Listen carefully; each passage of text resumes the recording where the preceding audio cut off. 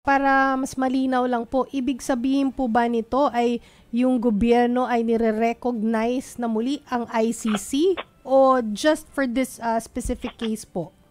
Cooperation Opo, for this specific case? wala pa po ako doon dahil ito pong manifestation na i-file ni Senator Bato.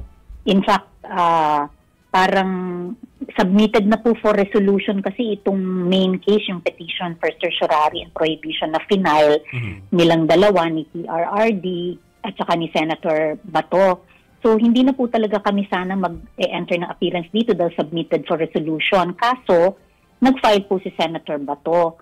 At ang usapan naman po namin ng DOJ, kung merong future na kailangan gumawa ng pleading at kailangan pang mag-appear ang Solgen, ay saka po kami mag-enter ng appearance. So, kaya ito po ay biglang nag-comment kami doon sa manifestation. So, wala po pa po kami doon sa substantive aspect ng main case sapagkat submitted na po siya for resolution. Ang nag-file po noon ay DOJ, kaya wala pa po kami doon sa puntong iyon.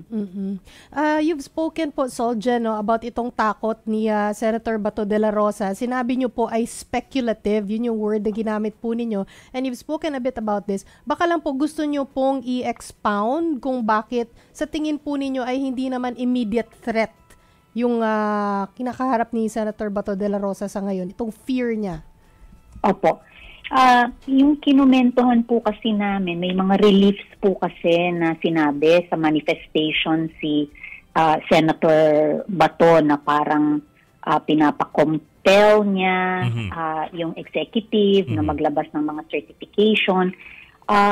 Tapos, so ang sinabi lamang po namin ay yung pagdulog niya kasi sa Supreme Court, may mga specific pong rule kasi kung kailan pwedeng dumulog sa Supreme Court kapag merong actual case or controversy over legal rights which require the exercise of judicial power. So, kaya po dahil wala namang talagang official pronouncement as to whether meron bang ICC warrant, ang mga sinabi lamang po niya ay mga sinabi ni Ombudsman, tapos mga news articles. So wala po siyang ibinigay na actual or konkreto na makapag-point to an actual case or controversy. So hindi po, kahit po halimbawa do sa expanded power ng Supreme Court to determine whether or not merong grave abuse of discretion, dahil wala pa nga pong action ang government na pwedeng magkaroon ng allegation na may grave abuse of discretion. Kaya sabi po namin ay mukhang ina-anticipate lang or speculative pa sa puntong ito.